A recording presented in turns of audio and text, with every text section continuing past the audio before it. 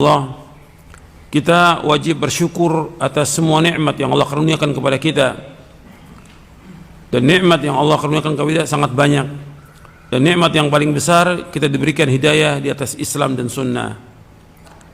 Diberikan hidayah oleh Allah di atas Islam dan Sunnah. Kita ngaji, nuntut ilmu, mempelajari Al-Quran dan Sunnah ala fahmi salaf. Ini merupakan nikmat yang paling besar dari semua nikmat yang ada. Makanya kita wajib mensyukurinya dan kita wajib untuk mengamalkannya. Ikhwani fiddin, azakumullah, kita bandingkan nikmat ini merupakan nikmat yang besar. Kalau kita bandingkan dengan yang lain, kita bisa tahu, misalnya nikmat sehat ketika kita bandingkan dengan sakit, itu terasa nikmat sehat itu nikmat yang luar biasa.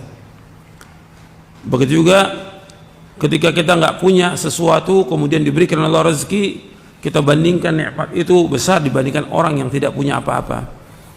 Makanya seorang mukmin, seorang mukminah, dia harus wajib untuk terus bersyukur kepada Allah atas semua nikmat. Nikmat yang paling besar nikmat hidayah. Ketika kita diberikan hidayah di atas Islam dan Sunnah, kita belajar Al-Quran wa Sunnah al-Fahmi salaf, ini nikmat yang paling besar dari semua nikmat.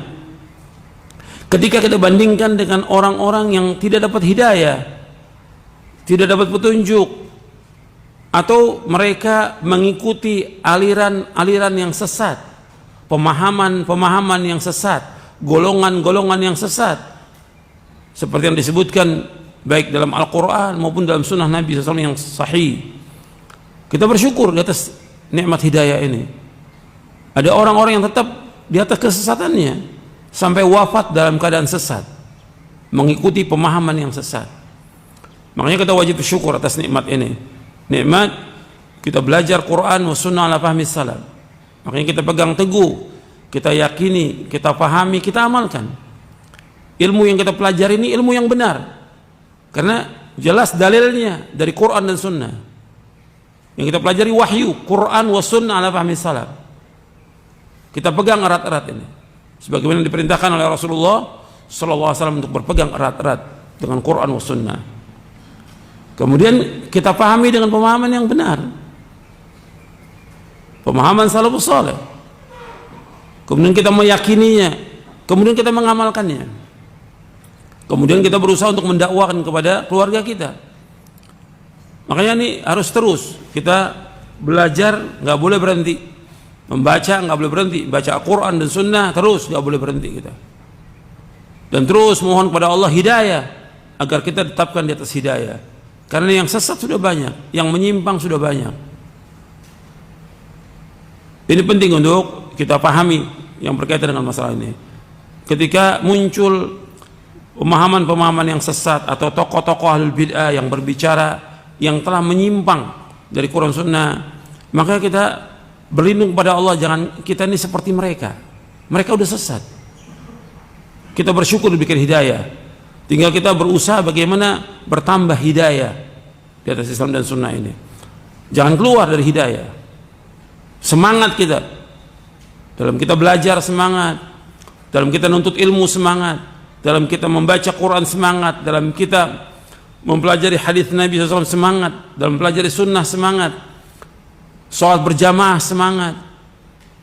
semangat dalam melakukan semua kebaikan.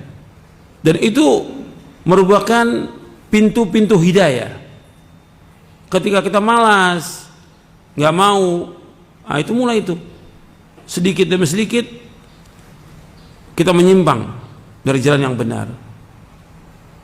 Kalau sudah tahu ini wajib, jalankan. Kalau sudah tahu ini haram, tinggalkan. Kalau sudah tahu bahwa ini tauhid, kita laksanakan. Kalau tahu itu syirik, tinggalkan. Kalau sudah tahu ini sunnah, jalankan. Kalau tahu itu bid'ah, tinggalkan. Begitu Islam. Sehingga apa? Allah akan tambah hidayah. Walladzina ihtadau zadahum huda wa atahum taqwahum. Orang-orang yang dapat hidayah, kami tambahkan hidayah dan kami akan berikan mereka ketakwaannya. Ditambah hidayah oleh Allah Taala. Allah sebutkan dalam surah Maryam, Allah sebutkan juga dalam surah Muhammad. Orang-orang yang beriman ditambah hidayah oleh Allah. Makanya kita harus berjalan di atas hidayah ini, di atas Quran was sunnah. Artinya kita berjalan di bawah naungan Quran was sunnah ala fahmi salaf. Terus berjalan dan terus memohon hidayah kepada Allah. Allahumma inni as'alukal huda wat tuqa wal afaf wal ghina.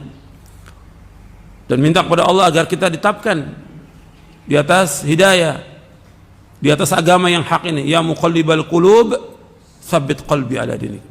Ya Allah yang membolak-balikan hati, tetapkan hatiku atas agama. Ini penting ikhwan fillah dalam kita beragama ini. Karena bukan mustahil orang yang tadinya sudah dapat hidayah kemudian dia sesat. Karena pengaruh banyak. Ya, pengaruh buku yang dia baca, pengaruh media sosial, pengaruh yang lain banyak sekali, pengaruh teman-teman yang jelek, pengaruh setan dan segala macam. Bukan mustahil orang yang terdapat hidayah kemudian dia sesat. Hidayah ini mahal, lebih mahal dari dunia dan seisinya hidayah ini.